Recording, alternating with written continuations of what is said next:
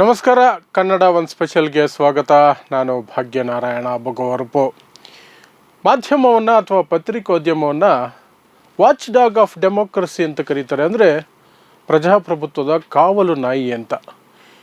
ಅದು ನಿರಂತರವಾಗಿ ಸಮಾಜವನ್ನು ಕಾಯ್ತಾ ಇರುತ್ತೆ, ಕಾವಲು ಕಾಯ್ತಾ ಇರುತ್ತೆ.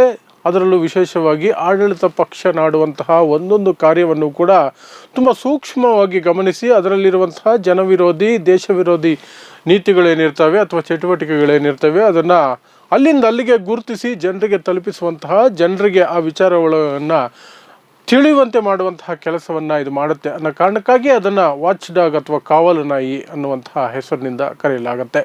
ಇದನ್ನು ಪ್ರಜಾಪ್ರಭುತ್ವದ 4ನೇ ಅತಿ ಮುಖ್ಯ ಅಂಗ ಅಂತ ಕೂಡ ನಾವು ಕರಿತೀವಿ. ಆದರೆ ಭಾರತದ ಮಟ್ಟಿಗೆ ಕಳೆದ 10 ವರ್ಷಗಳಿಂದ ನೋಡಿದಾಗ ಅದು ನಿರಂತರವಾಗಿ ಕಳೆದ 50 ವರ್ಷಗಳಿಂದ ಕೂಡ ಕೆಳಮಟ್ಟಕ್ಕೆ ಹೋಗ್ತಾನೆ ಇದ್ದರೂ ಕೂಡ ಕಳೆದ 10 ವರ್ಷಗಳಲ್ಲಿ ಇದೊಂದು ರೀತಿ ಫ್ರೀ ಫಾಲ್ ಆಗಿಬಿಟ್ಟಿದೆ. ಅಂದರೆ ಮೇಲಿಂದ ಯಾವುದಾದ್ರು ದೊಡ್ಡ ಭಾರವಾದ ವಸ್ತುವನ್ನು ತುಂಬ ಮೇಲಿಂದ ಕೆಳಗಡೆಗೆ ಬಿಟ್ಟರೆ ಯಾವ ರೀತಿ ಜೋರಾಗಿ ಕಿಲೋಮೀಟ್ರ್ ಗಟ್ಟಲೆ ಪ್ರತಿ ಗಂಟೆಯ ವೇಗದಲ್ಲಿ ಬಂದು ಕೆಳಗೆ ಬೀಳುತ್ತೋ ಅಷ್ಟು ವೇಗವಾಗಿ ಬಂದು ಅದು ಭೂಮಿಗೆ ಅಪ್ಪಳಿಸುವಂತಹ ಸನಿಹದಲ್ಲಿದೆ ಅಂತಲೇ ಹೇಳಬಹುದು. ಜಗತ್ತಿನ ಸೂಚ್ಯಂಕ ಏನಿದೆ, ಅದು ಪ್ರೆಸ್ ಫ್ರೀಡಮ್ ಸೂಚ್ಯಂಕ ಏನಿದೆ, ಪತ್ರಿಕಾ ಸ್ವಾತಂತ್ರ್ಯದ ಸೂಚ್ಯಂಕ, ಅದರಲ್ಲಿ 180 ದೇಶಗಳ ಪೈಕಿ ಭಾರತ 161ನೇ ಸ್ಥಾನದಲ್ಲಿದೆ. ಅಂದರೆ ಆಲ್ಮೋಸ್ಟ್ ನಾವು ಒಂದು ರೀತಿ ಫ್ರೀಡಮೇ ಇಲ್ಲ, ಪ್ರೆಸ್ಸಲ್ಲಿ ಸ್ವಾತಂತ್ರ್ಯವೇ ಇಲ್ಲದಂತಹ ಒಂದು ಮಾಧ್ಯಮ ಇದೆ ಭಾರತದಲ್ಲಿ ಅನ್ನುವಂತಹ ಮಟ್ಟದಲ್ಲಿ ನಾವಿದ್ದೀವಿ ಅಂತ ಅದರಿಂದ ಸ್ಪಷ್ಟವಾಗಿ ಅರ್ಥ ಆಗುತ್ತೆ. ಆದರೆ ಈ ರೀತಿಯಾದಂತಹ ಕುಸಿತ ಏನಿದೆಯಲ್ಲ ಅದು ಬೇರೆ ದೇಶಗಳಲ್ಲಿ ಯಾವ ಕಾರಣಕ್ಕಾಗಿರುತ್ತೆ ಅಂದರೆ ಅಲ್ಲಿ ಒಬ್ಬ ಸರ್ವಾಧಿಕಾರಿ ಆಡಳಿತ ಇರುತ್ತೆ. ಅದು ನಿರ್ದಯವಾಗಿ ಮಾಧ್ಯಮಗಳನ್ನು ಎಲ್ಲ ರೀತಿಯಿಂದಲೂ ಕೂಡ ಹತೋಟಿಯಲ್ಲಿ ಇಟ್ಕೊಂಡಿರುತ್ತೆ ಅಥವಾ ಬೆದರಿಸಿರುತ್ತೆ. ಯಾವುದೇ ಒಂದು ವಿಚಾರ ಮಾಡಬೇಕಾದ್ರೂ ಕೂಡ, ಸಣ್ಣ ಸುದ್ದಿ ಬರಬೇಕಾದ್ರೂ ಕೂಡ ಅಲ್ಲಿ ತುಂಬ ಭಯದ ವಾತಾವರಣದಲ್ಲಿ ಪತ್ರಕರ್ತರು ಕೆಲಸ ಮಾಡ್ತಿರ್ತಾರೆ. ಸತ್ಯವನ್ನು ಹೇಳಿದರೆ ತಮ್ಮ ಜೀವವನ್ನೇ ಕಳ್ಕೊಳ್ಬೇಕಾದಂತಹ ಸಂದರ್ಭ ಇರಬಹುದು. ಹಾಗಾಗಿ ಅವರು ಹೆದರುಕೊಂಡಿರ್ತಾರೆ. ಆ ಮಟ್ಟದಲ್ಲಿರುವಂತಹ ಒಂದು ಸನ್ನಿವೇಶವನ್ನು ನಾವು ಪತ್ರಿಕಾ ಸ್ವಾತಂತ್ರ್ಯವೇ ಇಲ್ಲದಂತಹ ಸನ್ನಿವೇಶ ಅಥವಾ ಸಮಾಜ ಅಥವಾ ದೇಶ ಅಂತ ಕರಿಬೋದು. ಆದರೆ ಭಾರತದಲ್ಲಿ ಆ ರೀತಿ ವಾತಾವರಣ ಇದೆಯಾ ಅಂತ ನೋಡಿದಾಗ ಇದು ವಿಚಿತ್ರವಾದಂತಹ ಪತ್ರಿಕಾ ಸ್ವಾತಂತ್ರ್ಯದ ಒಂದು ಸನ್ನಿವೇಶ. ಇಲ್ಲಿ ಪತ್ರಕರ್ತರು ಸ್ವತಃ ತಾವೇ ಆಳುವ ವರ್ಗದ ಮುಂದೆ ಹೋಗಿ ನಿಮಗಿಂತಲೂ ಹೆಚ್ಚು ನಿಮ್ಮನ್ನು ನಾವು ಡಿಫೆಂಡ್ ಮಾಡ್ತೀವಿ, ನಿಮಗಿಂತಲೂ ಹೆಚ್ಚು ನಿಮ್ಮ ಸಿದ್ಧಾಂತಗಳನ್ನು ನಾವು ಪ್ರತಿಪಾದಿಸ್ತೀವಿ, ನೀವು ಯಾರನ್ನು ದ್ವೇಷ ಮಾಡ್ತೀರೋ ನಾವು ಕೂಡ ಅವರನ್ನೇ ದ್ವೇಷ ಮಾಡ್ತೀವಿ, ನೀವು ಬಿತ್ತುವಂತಹ ವಿಷಕ್ಕೆ ಇನ್ನೊಂದೆರಡು ತೊಟ್ಟು ಎಕ್ಸ್ಟ್ರಾ ವಿಷ ನಾವು ಹಾಕಿ ಇದನ್ನು ಸಮಾಜಕ್ಕೆ ಬಡಿಸ್ತೀವಿ, ಆ ಮೂಲಕ ನಿಮಗೆ ಅಧಿಕಾರ ಶಾಶ್ವತವಾಗಿ ಇರೋ ಹಾಗೆ ನಾವು ನೋಡ್ಕೊಳ್ತೀವಿ, ನಮ್ಮನ್ನು ನೀವು ಬೆಚ್ಚಗಿಟ್ಟಿರಿ ಅನ್ನುವಂತಹ ರೀತಿಯಲ್ಲಿ ತಮ್ಮ ಸ್ವಾತಂತ್ರ್ಯವನ್ನು ತಾವೇ ತೆಗೆದುಕೊಂಡು ಹೋಗಿ ಸರ್ಕಾರದ ಕಾಲಡಿಯಲ್ಲಿ ಇಟ್ಟು ಕಾಲಿಗೆ ನಮಸ್ಕಾರ ಮಾಡಿ ಶರಣಾಗಿರುವಂತಹ ಮಾಧ್ಯಮ ಇದೆ. ಅದು ಒಂದು ರೀತಿಯಲ್ಲಿ ಅಂತಾರಾಷ್ಟ್ರೀಯ ಮಟ್ಟದಲ್ಲಿ ಪತ್ರಿಕಾ ಸ್ವಾತಂತ್ರ್ಯವನ್ನು ಕಸಿದುಕೊಳ್ಳಲಾಗಿದೆ ಅಂತ ಅವರು ಭಾವಿಸಿ ಅದಕ್ಕೆ 161ನೇ ರ್ಯಾಂಕ್ ಕೊಟ್ಟಿದ್ದಾರೆ. ಆದರೆ ಇಲ್ಲಿ ಅಸಲಿಯತ್ತೇನು ಅಂದರೆ ಸ್ವಾತಂತ್ರ್ಯವನ್ನು ಇವರೇ ಒಂದು ಬಾಕ್ಸ್ಗೆ ಹಾಕಿ ಆಳುವ ವರ್ಗದ ಕಾಲಡಿಯಲ್ಲಿ ಇಟ್ಟಿದ್ದಾರೆ. ಯಾಕೆ ನಾನು ಇಷ್ಟೆಲ್ಲ ಹೇಳ್ತಾ ಇದ್ದೀನಿ ಅಂದರೆ ಕಳೆದ 10 ವರ್ಷಗಳಲ್ಲಿ, ಅದರಲ್ಲೂ ವಿಶೇಷವಾಗಿ ನಾನು ಹೇಳದಂಗೆ ಯಾವ ಮಟ್ಟಕ್ಕೆ ಮಾಧ್ಯಮಗಳು ಕುಸಿದು ಹೋಗಿದೆ ಅನ್ನೋದನ್ನು ಈ ಒಂದು ಅತ್ಯಂತ ದೊಡ್ಡ ಚುನಾವಣೆ, ಜಗತ್ತಿನ ಅತ್ಯಂತ ದೊಡ್ಡ ಪ್ರಜಾಪ್ರಭುತ್ವದ ಜಗತ್ತಿನ ಅತ್ಯಂತ ದೊಡ್ಡ ಚುನಾವಣೆ ಏನು ನೋಡ್ತಾ ಇದ್ದೀವಿ, ಸುಮಾರು 97 ಕೋಟಿ ಮತದಾರರು ಮತ ಚಲಾಯಿಸುವಂತಹ ಈ ಚುನಾವಣೆ ಸಂದರ್ಭದಲ್ಲಿಯೇ ನಾವು ಉದಾಹರಣೆಗಳನ್ನು ಹೆಕ್ಕಿ ತೆಗೆಯೋದಾದರೆ ಬೆಚ್ಚಿ ಬೀಳಿಸುವಂತಹ ವಿಚಾರಗಳು ನಮ್ಮ ಮುಂದೆ ಕಣ್ಣು ಮುಂದೆ ಬರ್ತವೆ. BJP ಯಾವಾಗ ಈ ಚುನಾವಣೆಗಳನ್ನು ಆರಂಭ ಮಾಡ್ತೋ, ಚುನಾವಣಾ ಪ್ರಚಾರಗಳನ್ನು ಆರಂಭ ಮಾಡ್ತೋ, ಆ ಸಂದರ್ಭದಲ್ಲಿ BJPಗೆ ಒಂದು ನಿಜವಾದಂತಹ ಅಜೆಂಡಾ ಸೆಟ್ ಮಾಡೋದಕ್ಕೆ ಸಾಧ್ಯ ಆಗಿರಲಿಲ್ಲ. ಈ ಬಾರಿ ರಾಮ ಮಂದಿರ ಹಳಸಾಗಿತ್ತು, ಈ ಕಡೆ ಮುಸ್ಲಿಂ ದ್ವೇಷವನ್ನು ದಿನ ಬೆಳಗಾದರೆ ಬಿತ್ತಿ ಅದು ಒಂದು ರೀತಿಯಾಗಿ ಜನರಿಗೆ ಅರ್ಥವಾಗುವಂತಹ ಸನ್ನಿವೇಶಗಳು ಮೂಡಿ ಬರ್ತಾ ಇತ್ತು. ಅದನ್ನು ಹೊಸ ರೀತಿಯಲ್ಲಿ ಜನರ ಮುಂದೆ ಇಡಬೇಕು ಅಂದರೆ ಮಾರ್ಗಗಳು ಕಾಣಿಸ್ತಾ ಇರಲಿಲ್ಲ BJPಗೆ. ಇನ್ನು ಮುಸ್ಲಿಮರ ಮತಗಳನ್ನು ಕೂಡ ನಾವು ಒಂದು ಚೂರಾದರೂ ತಗೋಬೇಕು ಅನ್ನುವಂತಹ ಯೋಚನೆಯಲ್ಲಿ ಈ ಬಾರಿ ಮುಸ್ಲಿಮರ ವಿರುದ್ಧ ಯಾರು ದ್ವೇಷ ಕಾರ್ತಿದ್ರಲ್ಲ, ಯಾರು ಹಿಂದೂ ಫೈರ್ ಬ್ರ್ಯಾಂಡ್ ಅಂತ ಕರೆಸ್ಕೊಳ್ತಿದ್ರಲ್ಲ, ಅವರೆಲ್ಲರ ಟಿಕೆಟ್ಗಳನ್ನು ಕಟ್ ಮಾಡಿ ಒಂದು ರೀತಿ ಮುಸ್ಲಿಮರನ್ನು ಕೂಡ ನಾವು ಸೆಳೀತಾ ಇದ್ದೀವಿ ಅನ್ನುವ ರೀತಿಯಲ್ಲಿ ಬಿಂಬಿಸುವಂತಹ ನಾಟಕವನ್ನು BJP ಮತ್ತು ಮೋದಿ ಅಮಿತ್ ಶಾ ಅವರು ಆಡೋದಕ್ಕೆ ಶುರು ಮಾಡಿದ್ರು. ಅದಕ್ಕೆ ಎಕ್ಸಾಂಪಲ್ ಆಗಿ ನಾವು ಕರ್ನಾಟಕದಲ್ಲೇ ನೋಡೋದಾದರೆ ನಮ್ಮ ಅನಂತಕುಮಾರ್ ಹೆಗಡೆಗೆ ಟಿಕೆಟ್ ಕಟ್ಟಾಯಿತು. ಈ ಕಡೆ ನಮ್ಮ ಶೋಭಾ ಕರಂದ್ಲಾಜೆ ಅವರನ್ನು ಆ ಕ್ಷೇತ್ರದಿಂದ ತೆಗೆದು ಇನ್ನೊಂದು ಕ್ಷೇತ್ರಕ್ಕೆ ಹಾಕಬೇಕಾಯಿತು. ಪ್ರತಾಪ್ ಸಿಂಹ ಟಿಕೆಟ್ ಕಟ್ಟಾಯಿತು. ಈ ರೀತಿ ಸಾಕಷ್ಟು ಜನರು ಯಾರೆಲ್ಲ ದಿನ ಬೆಳಗಾದರೆ ಮುಸ್ಲಿಂ ದ್ವೇಷವನ್ನೇ ಉಸಿರಾಡ್ಕೊಂಡು ಬದುಕ್ತಿದ್ರು ಅವರೆಲ್ಲರೂ ಟಿಕೆಟ್ಗಳನ್ನು ಕಟ್ ಮಾಡೋ ಮೂಲಕ ನಾವು ಇದನ್ನು ಸಹಿಸ್ಕೊಳ್ಳೋದಿಲ್ಲ ಅಂತ ರಾಷ್ಟ್ರೀಯ ಮಟ್ಟದಲ್ಲಿ ಸಾಕಷ್ಟು BJP ನಾಯಕರು ಯಾರೆಲ್ಲ ಮುಸ್ಲಿಮರ ವಿರುದ್ಧ ಮಾತಾಡ್ತಿದ್ರು ಅವರ ಟಿಕೆಟ್ಗಳನ್ನು ಕಟ್ ಮಾಡುವಂತಹ ಪ್ರಯತ್ನ ನಡೆಯಿತು. ಈ ಎಲ್ಲ ರೀತಿಯಲ್ಲಿ ಒಂದು ರೀತಿಯಾಗಿ BJP ಹೇಗಾದರೂ ಮಾಡಿ ತಾನು ಏನು 400 ಸೀಟ್ ಅನ್ನುವಂತಹ ಒಂದು ಲೆಕ್ಕಾಚಾರವನ್ನು ಡೋಂಗಿ ಲೆಕ್ಕಾಚಾರವನ್ನು ಜನರ ಮುಂದಿಟ್ಟಿದೆ, ಅದನ್ನು ಸಾಧಿಸಿ ತೋರಿಸ್ಬೇಕು, ಕನಿಷ್ಠ ಅದರ ಹತ್ತಿರ ಬರಬೇಕು ಅಂದರೆ ನಾವು ಮಾಡಲೇಬೇಕು ಅನ್ನುವಂತಹ ಒಂದು ಪರಿಸ್ಥಿತಿಗೆ ಸಿಲುಕೊಂಡು ಅದು ಮಾಡ್ತಿರ್ಬೇಕಾದ್ರೆ ಮೊದಲನೇ ಹಂತದ ಮತದಾನಗಳು ನಡೆದು ಹೋಯಿತು. ಮೊದಲನೇ ಹಂತದ ಮತದಾನಗಳಲ್ಲಿ ಸ್ಪಷ್ಟವಾಗಿ ಅರ್ಥ ಆಗಿದ್ದೇನು ಅಂದರೆ ಇವರಿಗೆ BJP ಆಟ ನಡೀತಾ ಇಲ್ಲ, BJP ಇದು ಯಾವುದೇ ರೀತಿಯಾದಂತಹ ಹವಾ ಇಲ್ಲ, ಮೋದಿಯ ಹವಾ ಅಂತೂ ಇಲ್ಲವೇ ಇಲ್ಲ.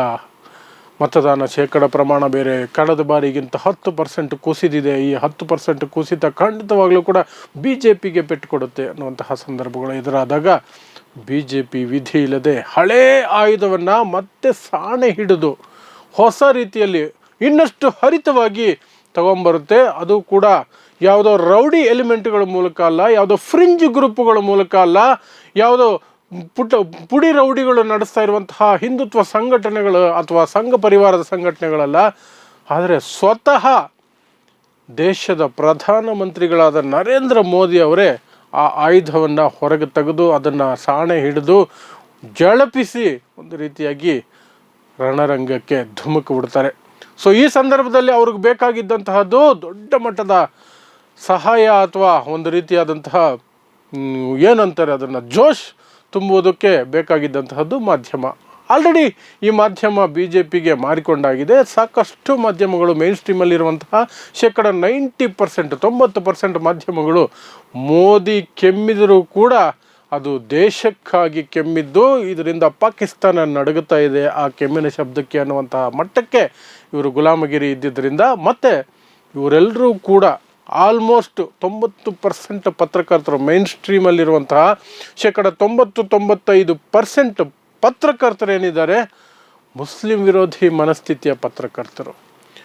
ಇವರು ಈ ಮೋದಿಯ ಏನು ಹೊಸ ಅಸ್ತ್ರ, ಹಳೆಯ ಅಸ್ತ್ರವನ್ನು ಸಾಣೆ ಹಿಡಿದು ಹೊಸದಾಗಿ ಇನ್ನಷ್ಟು ಹರಿತವಾಗಿ ತೆಗೆದುಕೊಂಡು ಬಂದ್ರಲ್ಲ, ಹಿಂದೂ ಹೆಸರಿನಲ್ಲಿ ಮುಸ್ಲಿಮರ ವಿರುದ್ಧ ಹಿಂದೂ ಅಪಾಯದಲ್ಲಿದ್ದಾನೆ, ಮುಸ್ಲಿಮರು ಎಲ್ಲವನ್ನೂ ಕಸ್ಕೊಂಡ್ಬಿಡ್ತಾರೆ ಅನ್ನುವಂತಹ ನೀಚ ರೀತಿಯಲ್ಲಿ ಸಂವಿಧಾನದಲ್ಲಿ ಯಾವ ಸಂವಿಧಾನದಲ್ಲಿ ಸ್ಪಷ್ಟವಾಗಿದೆಯೋ ಧರ್ಮದ ಆಧಾರದ ಮೇಲೆ ಭೇದ ಭಾವ ಮಾಡಬಾರ್ದು, ಮತವನ್ನು ಕೇಳಬಾರ್ದು, ಚುನಾವಣೆಗಳಲ್ಲಿ ಭಾಷಣಗಳನ್ನು ಮಾಡಬಾರ್ದು ಅಂತಿದೆಯೋ ಅದನ್ನು ಆ ಸಂವಿಧಾನದ ಹೆಸರಿನಲ್ಲಿಯೇ ಪ್ರಮಾಣ ವಚನ ಸ್ವೀಕರಿಸಿರುವಂತಹ ನರೇಂದ್ರ ಮೋದಿ ಅವರು ಚಿಂದಿ ಉಡಾಯಿಸಿ ಆ ಒಂದು ಫೋರ್ಸಲ್ಲಿ ಹೊಡಿತಾ ಇದ್ದರೆ ಅದಕ್ಕೆ ಹಿಂದುಗಡೆ ಚೀರ್ ಲೀಡರ್ಸ್ ಥರ ನಮ್ಮ ಮಾಧ್ಯಮಗಳು ನಿಂತ್ಕೊಂಡು ಶಬಾಷ್ ಇದು ಏಟು ಅಂದರೆ ಅನ್ನೋ ರೀತಿಯಲ್ಲಿ ಕೊಡೋಕ್ಕೆ ಶುರು ಮಾಡಿದ್ರು.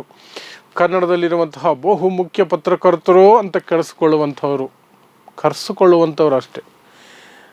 ಪಬ್ಲಿಕ್ ಟಿವಿಯ ರಂಗನಾಥ್ ಇರ್ಬೋದು, ಸುವರ್ಣದ ಅಜಿತ್ ಹನುಮಕ್ಕನವರು ಇರ್ಬೋದು, TV9 ಭಾರದ್ವಾಜ್ ಇರಬಹುದು, ಈಗ ಹೊಸದಾಗಿ ವಿಷ ಕಕ್ಕೋದಕ್ಕೆ ಅಂತ ರಿಪಬ್ಲಿಕ್ ಕನ್ನಡ ಅಲ್ಲಿಂದ ಇರುವಂತಹ ಪತ್ರಕರ್ತರು, ವಿಸ್ತಾರ ಇರಬಹುದು, ಏನೆಲ್ಲ ಚಾನಲ್ಗಳು ಬೇರೆಲ್ಲ ಚಾನಲ್ಗಳು ಏನಿದ್ದಾವೆ ಎಲ್ಲವೂ ಕೂಡ ಮೋದಿ ಹೇಳಿದ್ದನ್ನು ಚಾಚು ತಪ್ಪದೆ ಜನರಿಗೆ ಹೇಗೆ ತಲುಪಬೇಕೋ ಹಾಗೆ ತಲುಪಿಸ್ತಾ ಅವರು ಕೊಡ್ತಿದ್ದಂತಹ ಹೆಡ್ಲೈನ್ಸು ಪ್ರತಿಯೊಂದು ಕೂಡ ಮೋದಿ ಹಚ್ತಾ ಇದ್ದಂತಹ ಬೆಂಕಿಗೆ, ಈಗಲೂ ಹಚ್ತಾ ಇರುವಂತಹ ಬೆಂಕಿಗೆ. ಯಾಕಂದರೆ ಈಗಿನ್ನೂ 2ನೇ ಹಂತದ ಮತದಾನ ಮಾತ್ರ ಇವತ್ತಿಗೆ ಅಂತ್ಯ ಆಗಿದೆ. ಇನ್ನೂ 5 ಹಂತಗಳ ಮತದಾನ ಬಾಕಿ ಇದೆ.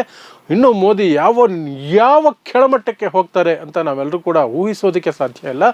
ಆ ಕೆಳಮಟ್ಟಕ್ಕೆ ಹೋಗ್ತಾ ಇರೋದನ್ನು ಬೆಂಬಲಿಸಿಕೊಂಡು ಅದನ್ನು ಡಿಫೆಂಡ್ ಮಾಡಿಕೊಂಡು ಈ ಗೋಧಿ ಮಾಧ್ಯಮಗಳು ಯಾವೆಲ್ಲ ಮಟ್ಟಕ್ಕೆ ಹೋಗ್ತವೆ ಅನ್ನೋದು ಕೂಡ ನಮಗೆಲ್ರಿಗೂ ಕೂಡ ಕಳವಳವನ್ನು ನೀಡುವಂತಹ ವಿಚಾರ.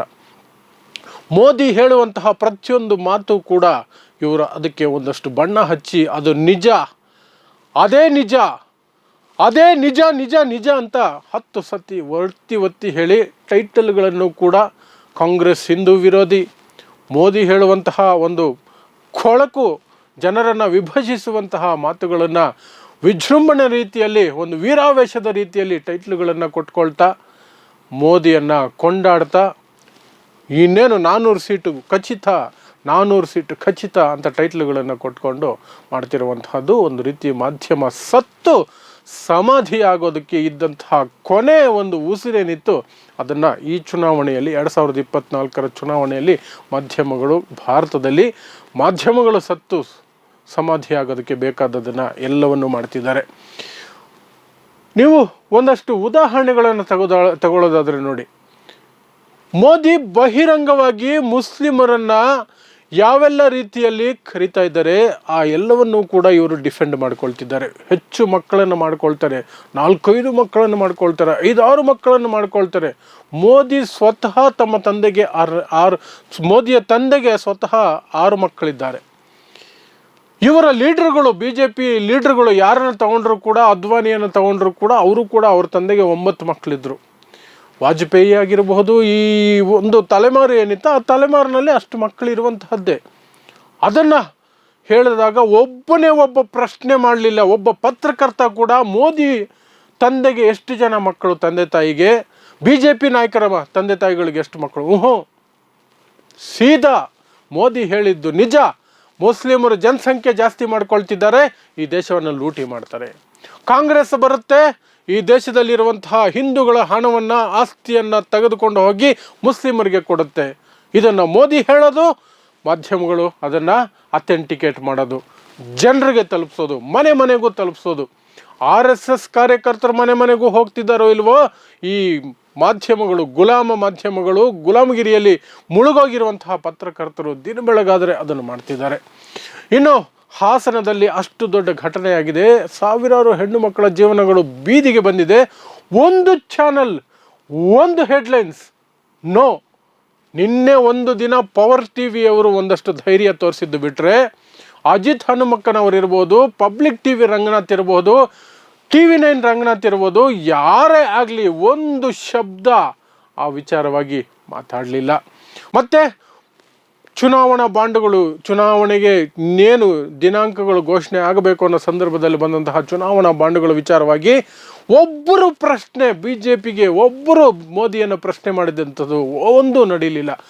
ಯಾರೂ ಕೂಡ ಈ ಬಾಂಡುಗಳನ್ನು ತಂದಿದ್ದು ಮೋದಿ ಈ ಬಾಂಡುಗಳನ್ನು ತಂದಿದ್ದು, ಅದನ್ನು ಸುಪ್ರೀಂ ಕೋರ್ಟ್ ಅಸಂವಿಧಾನಿಕ ಅಂತ ಹೇಳಿದೆ. ಹಂಗಾದರೆ ಮೋದಿ ದೊಡ್ಡ ತಪ್ಪು ಮಾಡಿದ್ದಾರೆ, ಇದರಲ್ಲಿ ಭ್ರಷ್ಟಾಚಾರ ನಡೆದಿದೆ, ಕಂಪನಿಗಳನ್ನು ಹೆದರಿಸಿ ಬೆದರಿಸಿ IT ED ಎಲ್ಲವನ್ನು ಬಳಸ್ಕೊಂಡು ಇಲ್ಲಿ ದೇಣಿಗೆಯನ್ನು ಪಡೆಯಲಾಗ್ತಿದೆ.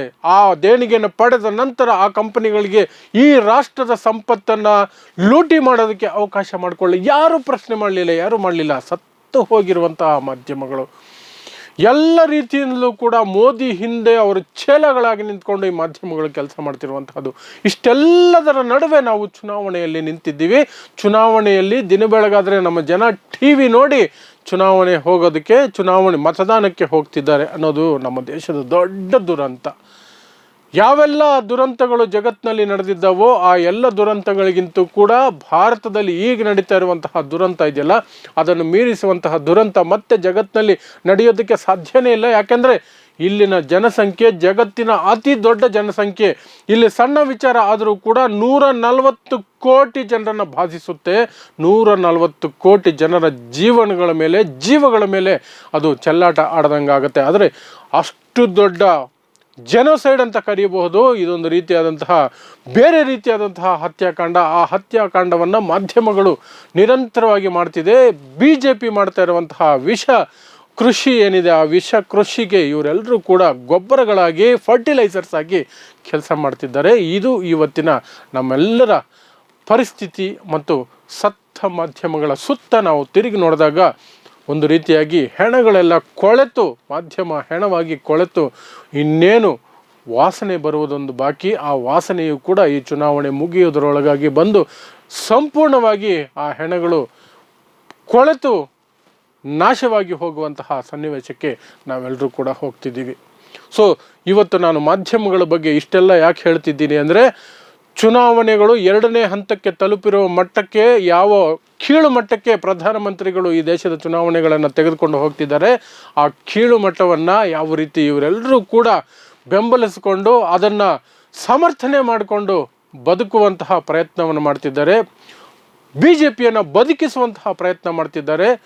ಜನರ ಭಾವನೆಗಳ ಜೊತೆ ಚೆಲ್ಲಾಟ ಆಡ್ತಾ ದೇಶವನ್ನು ಸಂಪೂರ್ಣವಾಗಿ ಧರ್ಮದ ಆಧಾರದ ಮೇಲೆ ಈ ಕಡೆ ಆ ಕಡೆ ಅಂತ ನಿಲ್ಲಿಸಿ, ಇನ್ನೇನು ಈ ಎರಡೂ ಗುಂಪುಗಳ ನಡುವೆ ದೊಡ್ಡ ಮಹಾಘೋರವಾದಂತಹ ದೊಡ್ಡ ಹತ್ಯಾಕಾಂಡವನ್ನು ನಡೆಸುವಂತಹ ರೀತಿಯಲ್ಲಿ ಮಾನಸಿಕ ಹತ್ಯಾಕಾಂಡವನ್ನು ಇವರು ನಡೆಸೋದಕ್ಕೆ ಸಿದ್ಧವಾಗಿದ್ದಾರೆ. ಇನ್ನೆಂದಿಗೂ ಕೂಡ ಈ ಎರಡು ಏನು ಗುಂಪುಗಳಾಗಿ ಬೇರ್ಪಡಿಸ್ತಿದ್ದಾರೆ ಈ ದೇಶವನ್ನು, ಆ ಎರಡು ಗುಂಪುಗಳು ಮತ್ತೆಂದೂ ಸೇರದಂತೆ ಅವರ ಮಾನಸಿಕವಾಗಿ ಅವರನ್ನು ಹತ್ಯೆ ಮಾಡುವಂತಹ ಮಾನಸಿಕ ಹತ್ಯಾಕಾಂಡವನ್ನು ಮಾಡ್ತಿರುವಂತಹದ್ದು ಈ ನಮ್ಮ ಮಾಧ್ಯಮಗಳ ಸುತ್ತ ನಾವು ನೋಡಿದಾಗ ಇವತ್ತು ಸ್ಪಷ್ಟವಾಗಿ ಅರ್ಥ ಆಗುತ್ತೆ. ಈ ಎಲ್ಲ ಪತ್ರಕರ್ತರಿಗೂ ಕೂಡ ಒಂದು ದೊಡ್ಡ ಧಿಕ್ಕಾರವನ್ನು ಹೇಳ್ತಾ, ಇದನ್ನು ಮೀರಿ ಈ ದೇಶದ ಜನ ಇದನ್ನು ಅರ್ಥ ಮಾಡಿಕೊಂಡು ಮುಂದೆ ಹೋಗಿ ಸತ್ಯಕ್ಕೆ ಮತ್ತು ಈ ದೇಶದ ಉಳಿವಿಗಾಗಿ, ಈ ದೇಶದ ಸ್ವಾತಂತ್ರ್ಯ, ಪ್ರಜಾಪ್ರಭುತ್ವ ಮತ್ತು ಸಂವಿಧಾನದ ಉಳಿವಿಗಾಗಿ ನಾವೆಲ್ಲರೂ ಕೂಡ ಮತ ಚಲಾಯಿಸುವಂತಹ ಕಾರ್ಯಕ್ಕೆ ಮುಂದಾಗಬೇಕು ಅಂತ ಹೇಳುವ ಉದ್ದೇಶದಿಂದ ಈ ವಿಡಿಯೋವನ್ನು ಮಾಡ್ತಿದ್ದೀನಿ. ನಾವೆಲ್ಲರೂ ಕೂಡ ಈ ಸತ್ತ ಮಾಧ್ಯಮಗಳನ್ನು ಅರ್ಥ ಮಾಡ್ಕೊಳ್ತೀವಿ ಅಂತ ಒಂದು ನಿರೀಕ್ಷೆಯ ಮೇಲೆ ನನ್ನ ಮಾತುಗಳನ್ನು ಮುಗಿಸ್ತೀನಿ. ನೋಡ್ತಾ ಇರಿ ಸಮಾಜಕ್ಕಾಗಿ ಕನ್ನಡ 1 ನ್ಯೂಸ್. ನಮಸ್ಕಾರ.